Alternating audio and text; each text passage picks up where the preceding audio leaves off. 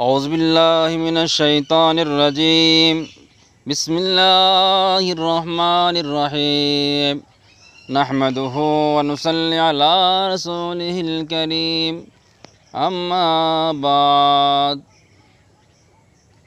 ও জওয়ান যুবকেরা তরুণ তরুণীরা মুরব্বিগণেরা শুনে রেখে দিন জেনে রেখে দিন ও পর্দার অন্তরালে মা ও বোনেরা ও আল্লাহ পাকের বান্দা বান্দিরা ও নবী পাকের উম্মতিরা قال رسول الله صلى الله عليه وسلم নবী পাক সাল্লাল্লাহু আলাইহি ওয়াসাল্লাম সোনার জমানে বলে গেছেন ও আমার সাহাবারা শুনে রেখে দিন জেনে রেখে দিন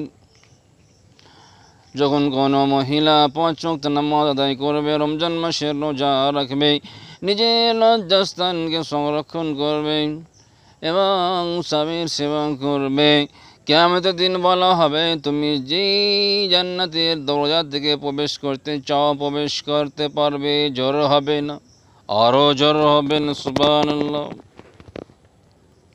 हज़रत अब्दुर्रहमान बिन औफ रज़ियल्लाहु अन्हु फरमाते हैं कि रसूलुल्लाह सल्लल्लाहु अलैहि वसल्लम ने फरमाया, जब औरत 5 वक्ती फ़र्ज नमाज वक्त पर अदा करे और रमज़ान के रोज़े रखे और अपनी शर्मगाह की हिफाजत करे और शौहर की इताअत करे, उसे क़यामत के दिन कहा जाएगा तो जन्नत के जिस दरवाज़े चाहे दाखिल हो जा, तो जन्नत के जिस दरवाजे से चाहे दाखिल हो जा।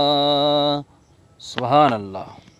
लिहाजा मालूम हुआ ये सब कम करने से फजीलत है।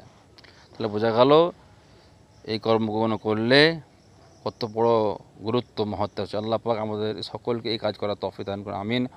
ওয়া মা আলাইনা বালাগ ওয়া আখিরু দাওয়ানা আলহামদুলিল্লাহি রাব্বিল আলামিন।